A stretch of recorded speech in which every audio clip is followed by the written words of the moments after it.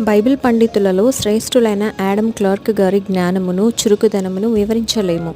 పరిశుద్ధ గ్రంథమును అంతగా ప్రేమించి లోతైన విషయములను రాసిన భక్తుడు. బాల్యప్రాయములలో స్కూల్ చదువుయందు ఎంతో మందంగా కనబడిరి. వెనుకబడిన ఈ విద్యార్థిని అందరూ పరిహసించుట వాడుకాయను.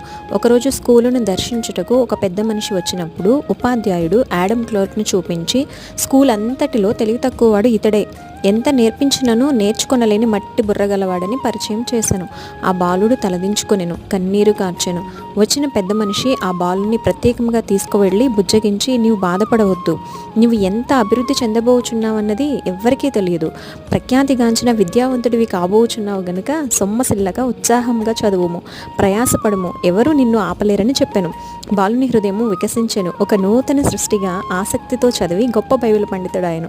అంతేకాదు దేవుని కృప పొందినవాడనై ఉండెను. దేవుని బిడ్డ, ప్రేమను బట్టి అన్నిటినీ ఓర్చుకొనుము.